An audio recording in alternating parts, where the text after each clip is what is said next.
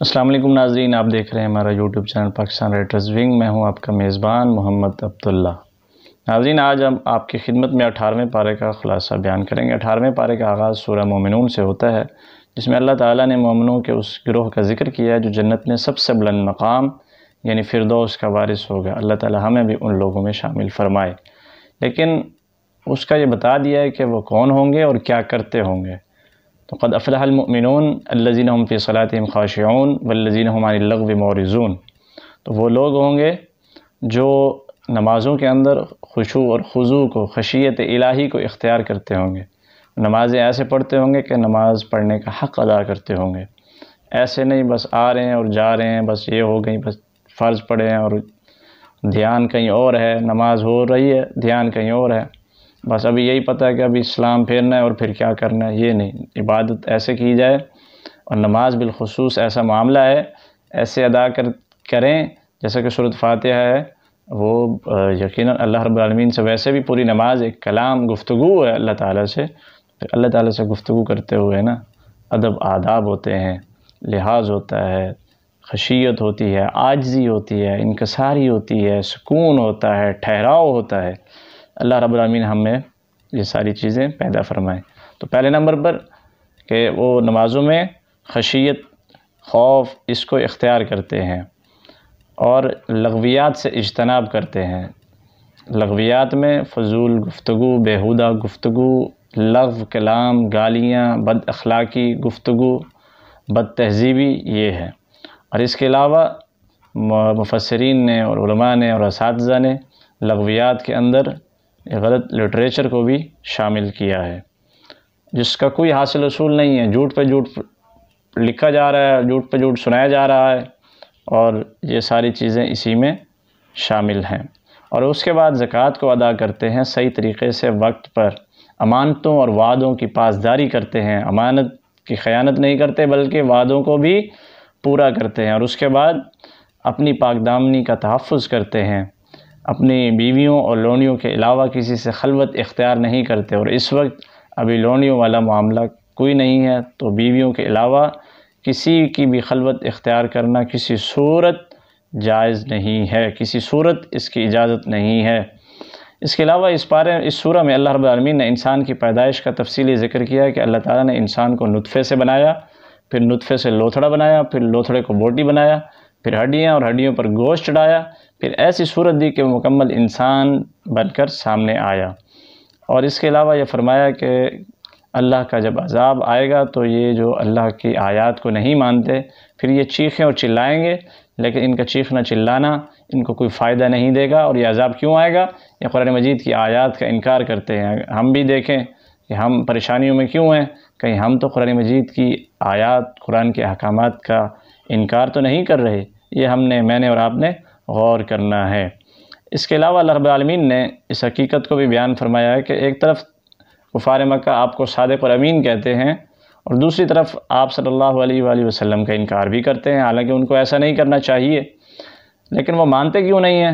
کیونکہ آباء و اجداد کا دین جو ہے نا نہیں چھوڑا جا سکتا۔ آج بھی ایسے ہوتا ہے، کوئی بات مستند حوالے سے بھی بتا دی جائے، نہیں ہمارے ابا جی نے تو ایسے کبھی نہیں کیا، ہمارے دادا تو ایسے نہیں کرتے تھے، ہمارے خاندان میں تو کبھی ایسا ہوا ہی نہیں ہے، جو بات آپ بتا رہے ہیں یہ تو نیا کوئی آپ جو ہے نا چیز نکال کے آئے ہیں، نئی بات لے کر آئے ہیں، حالانکہ وہ کوئی مستند بات ہوگی، لیکن کیونکہ باپ دادا نے ایسا نہیں کیا تو ہم نے بھی نہیں کرنا۔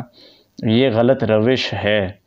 اس کے علاوہ اللہ رب العالمین نے یہ بتایا اس بات کا کہ یہ لوگ جو کہتے ہیں کہ جو وحی آتی ہے وہ ہمیں یہ نہ کہے کہ ہم اپنے خواہشات، اپنے دماغ کو اس کے تابع کر دیں، بلکہ ہونا یہ چاہیے کہ وہی ہماری خواہشات کے مطابق آئے۔ یہ آپ پیچھے سنتے چلے آ رہے ہیں کہ مختلف مطالبات تھے، یہ کر دیں، ایسے کر دیں، ویسے کر دیں، ایسے ہونا چاہیے، ویسے ہونا چاہیے۔ تو اب یہ ایسا کیوں نہیں ہو سکتا کہ اس طرح کرنے سے اختلاف اور فساد برپا ہوگا کہ جی ایک کی رائے ایک ہے، اس کی رائے کے مطابق وہی آئے، یا دوسرے کی رائے کے مطابق آئے، یا تیسرے کے مطابق آئے۔ تو جو دین، جو شریعت اللہ خالق کائنات نے انسانوں کے لیے جو طریقہ، جو دستور نازل کیا ہے، وہ اسی طرح اشرف ہے جس طرح انسان اشرف المخلوقات ہے، وہ اسی طرح برتر ہے، وہ اسی طرح قابل عمل ہے، اس کے اندر کسی قسم کی کوئی کمی بیشی نہیں ہے۔ اس کے علاوہ اس سورہ میں اس پارے کے بعد اس پارے میں سورہ نور بھی ہے، جس میں اللہ تعالیٰ نے فحاشی کی روک تھام کے لیے زنا کی سزا مقرر کی ہے۔ یہ دیکھیں سزائیں مقرر کی ہیں اس چیز کی روک تھام اور اس کے تدارک کے لیے۔ آج ہمارے پاس یہ سلسلہ کیوں نہیں رک رہا؟ کیونکہ ہم نے سلوگن دیے ہوئے ہیں، میرا جسم میری مرضی، میں جہاں مرضی جاؤں۔ تو پھر یہ چیزیں اور اس کے علاوہ ہمارے ڈراموں میں ناجائز تعلقات کو کس طرح پروموٹ کیا جا رہا ہے۔ ہمارا سب سے اچھا رائٹر ہی وہی ہے جو ناجائز تعلقات کو فروغ دیتا ہے۔ کمال تو یہ ہے، آفرین ہے۔ اور پھر اس کے علاوہ آزادی، پھر پہلے لڑکیوں کو آزادی چاہیے تھی، اب لڑکوں کو آزادی چاہیے، تو پھر یہ کیسے سلسلہ رکے گا؟ دیکھیں چوری کا سلسلہ نہیں رکا، کیوں؟ آج سزائیں نہیں ہیں، چور کا ہاتھ نہیں کاٹا جا رہا۔ آج قتل و غارت گری کیوں نہیں رک رہی؟ قاتل کو معلوم ہے کہ مجھے ایک وکیل کے ذریعے رہائی مل جائے گی، میری ضمانت ہو جائے گی، تو قتل و غارت نہیں رک رہی۔ اور زنا کیوں نہیں رک رہا؟ اس وجہ سے کہ اس کو پتہ ہے ہمارا عدالتی نظام ہی ایسا ہے کہ ہمیں جو ہے نا بخشش ہو جانی ہے، مل جائے گی، اور ویسے بھی کوئی پوچھنے والا نہیں ہے۔ تو جو سزائیں ہیں یہ چیزوں کے تدارک کے لیے ہیں، تو زنا کے تدارک کے لیے بھی جو سزائیں اللہ رب العالمین نے مقرر کی ہیں کہ اگر وہ غیر شادی شدہ ہیں اور زنا کر رہے ہیں، اس کے مرتکب ہوئے ہیں، تو ان کو 100 کوڑے مارے جائیں گے۔ اگر شادی شدہ ہیں تو ان کو سنگسار کیا جائے گا۔ تو اس کے علاوہ جو ہے نا فسق و فجور سے منع کیا ہے کہ الزام تراشی، بہتان، ایک دوسرے کے خلاف بدگمانی یہ نہیں کرنی چاہیے۔ اس کے علاوہ اللہ رب العالمین نے اس سورہ میں صدیقہ کائنات ام المؤمنین سیدہ عائشہ طیبہ طاہرہ رضی اللہ تعالی عنہا کی براءت کا خود اعلان فرمایا ہے کہ جب منافقین اور کفار بڑے خوش تھے، ایک شرارت ہوئی اور ایک غلط افواہ پھیلی، اس کے نتیجے میں یہ سارے بڑے خوش تھے کہ جی یہ جو مثالی جوڑا جس کی بات کی جاتی تھی، جس کی مثال دی جاتی تھی، جس کی پیار اور محبت کی، کہ دیکھیں جی ان کے حالات کیا ہیں۔ یہ بڑا کرب کا عالم تھا جناب رسول اللہ صلی اللہ علیہ وسلم کے لیے، جناب ام المؤمنین صدیقہ کائنات کے لیے، جناب ابوبکر صدیق رضی اللہ تعالیٰ عنہ کے لیے بڑی تکلیف دہ مراحل تھے یہ، لیکن اللہ رب العالمین نے خود صدیقہ کائنات کی صداقت کو قرآن مجید میں بیان کیا۔ آپ کی تذکیر، آپ کی جو ہے نا اللہ رب العالمین نے پاکیزگی کو یہاں ذکر کیا ہے، اور قیامت تک آنے والے اہل ایمان کو ازواج مطہرات کی حرمت اور ناموس کے بارے میں خبردار کر دیا ہے۔ اس کے علاوہ اللہ رب العالمین نے اس میں یہ ذکر کیا کہ جو لوگ اللہ اور اس کے رسول کی اطاعت کریں گے، جب تک مومنین مسلمان اللہ کی اطاعت کرتے رہیں گے، اللہ کے رسول کی اطاعت کرتے رہیں گے، تو اس کے بدلے میں اللہ ان کو خلافت عطا کریں گے، اللہ ان کو حکومت عطا کریں گے۔ تو اس کی مثال جناب رسول اللہ صلی اللہ علیہ وآلہ وسلم کی حکومت ہے جو اپنے قائم کی، اور اس کے بعد خلفائے راشدین کا دور ہے، اور یہ خلافت کا سلسلہ اس وقت تک جاری رہا جب تک ایمان رہا، جب تک اللہ اور اس کے رسول کے احکامات کی بجا آوری رہی۔ جب مسلمانوں نے اپنے دین سے، اللہ اور اس کے رسول کے احکامات سے روگردانی کی، تو حاکم کی بجائے محکوم ہو گئے، تو غالب کی بجائے مغلوب ہو گئے۔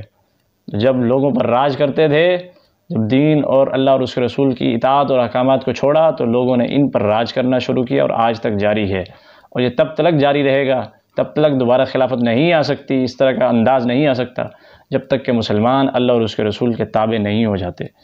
اس کے علاوہ اس کے اندر پارے میں سورہ فرقان بھی ہے، جسے اللہ رب العالمین نے یوں فرمایا کہ بابرکت ہے وہ ذات جس نے اپنے بندے پر فرقان کو نازل کیا تاکہ وہ دنیا والوں کے اللہ کے عذاب سے ڈرائیں۔ فرقان کا مطلب فرق کرنے والا ہے۔ قرآن مجید فرقان حمید نیکی اور بدی، ہدایت اور گمراہی، شرک اور توحید، حلال اور حرام کے درمیان فرق کرنے والا ہے، اس لیے اس کو فرقان کہہ کر پکارا گیا ہے۔ تو اللہ رب العالمین ہمیں قرآن مجید پر، قرآن و حدیث پر عمل کی توفیق عطا فرمائے۔ وآخر دعوایا ان الحمد للہ رب العالمین۔